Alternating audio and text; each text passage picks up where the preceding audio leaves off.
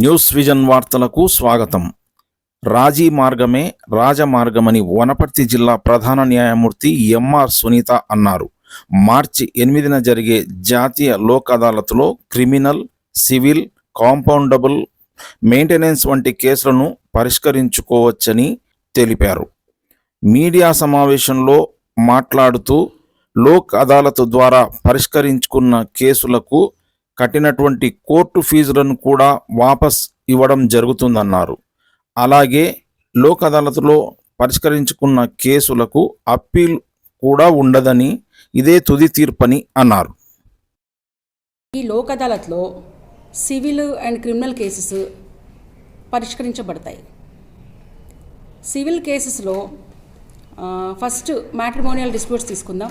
Matrimonial disputes అంటే కుటుంబ కలహాలు, కుటుంబ తగాదాలు, తర్వాత చైల్డ్ రైట్స్, చైల్డ్ కస్టడీ, అలా భార్యాభర్తలకి సంబంధించి ఉన్న ఏ గొడవలైనా మ్యాట్రిమోనియల్ డిస్ప్యూట్స్ కిందకే వస్తాయి. సో ఆ డిస్ప్యూట్స్ పరిష్కరించుకోవాలి అంటే మా లోక్ అదాలత్ ద్వారా పరిష్కరించుకోవచ్చు. తర్వాత పార్టిషన్ సూట్స్, అన్నదమ్ములు, అక్క చెల్లెళ్ళు, కోర్టులో చాలా కేసెస్ పెండింగ్ ఉన్నాయి. 2013 కేసెస్, 14 కేసెస్ చాలా ఉన్నాయి. సో అలాంటి కేసెస్లో కూడా మీరు మా దగ్గరకు వచ్చేస్తే ఆ పరిష్కారం ఏదో మేమే చూపిస్తాము. సో దట్ మీ కేసెస్ ఇంకా పెండింగ్ ఉండవు. అలాగే మనీ సూట్స్, తర్వాత bank cases, insurance, chit fund cases, తర్వాత ఏమన్నా మోటార్ యాక్సిడెంట్స్ అవుతే అందులో కాంపెన్సేషన్ కోసము మోటార్ వెహికల్ యాక్సిడెంట్ క్లెయిమ్స్ అని వేస్తారు, MVOP కేసెస్ అని. ఆ కేసెస్ కూడా ఇన్సూరెన్స్ కంపెనీ వాళ్ళ సౌలభ్యంతో మేము అవి కూడా పరిష్కరిస్తున్నాం. సో దట్ ఆ సివిల్ కేసెస్ అన్నీ మీకు ఎలాంటి సందేహం లేకుండా మీరు వచ్చేయచ్చు. సివిల్ కేసులలో అసలు మాకు డిస్టర్బెన్సే లేదు. ఏ కేసు మీరు వచ్చినా ఎలా పరిష్కరించుకోవాలి, ఎలా పరిష్కారం చేయాలి అనేది మేము ఖచ్చితంగా చెప్తాం. మా దగ్గర ఒక విడాకులు తప్ప మిగిలిన కేసులు అన్నీ జరుగుతాయి మ్యాట్రిమోనియల్లో. So now coming to criminal cases. Criminal కేసెస్కి వచ్చేవరకు రాజీకి ఆమోదంగా ఉండే కేసులు కొన్ని మాత్రమే పరిష్కరించబడతాయి. అవి ఏమిటి అంటే చిన్న చిన్న తగాదాలు, కొట్లాటాలు, దొమ్మీలు, చాలా చిన్న చిన్నవి. తర్వాత 498 కేసులు, భర్త మీద భార్య కేసులు పెడుతూ ఉంటుంది. తర్వాత ఇద్దరు రాజీ కుదురుకొని, లేదంటే పోనీలే అయిపోయింది కలుసుందాం అని అనుకున్న కేసులు మేము పరిష్కరిస్తాము.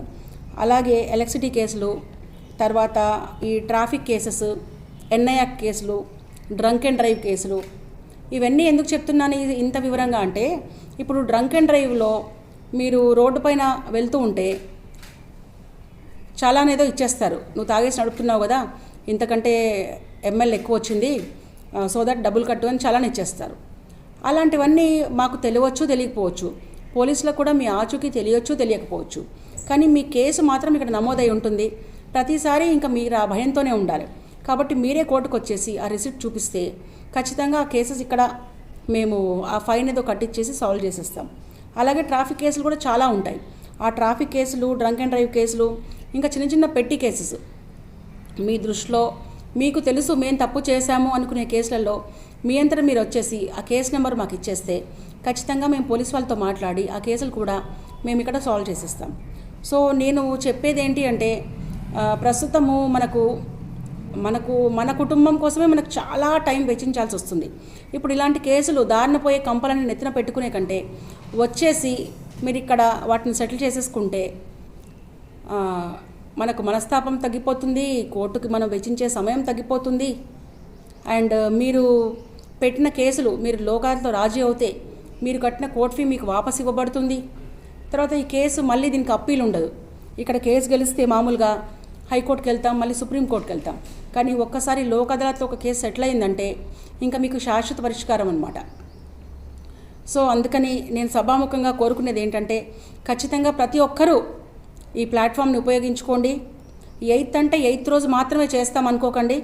ఆల్రెడీ 3 బెంచ్లు మ్యాజిస్ట్రేట్ కోర్ట్స్కి వేసాము, తర్వాత ఒక బెంచ్ సబ్ కోర్టుకి వేసాము, ఇంకొక బెంచ్ ప్రిన్సిపల్ డిస్ట్రిక్ట్ కోర్టుకి వేసాము, తర్వాత లీగల్ సర్వీసెస్ వాళ్ళ దగ్గర కూడా ఒక బెంచ్ ఉంటుంది. సో ఇన్ని బెంచెస్ ఎందుకు వేసాము అంటే ఎక్కడి వాళ్ళు అక్కడే పరిష్కారం చేసుకోవచ్చు.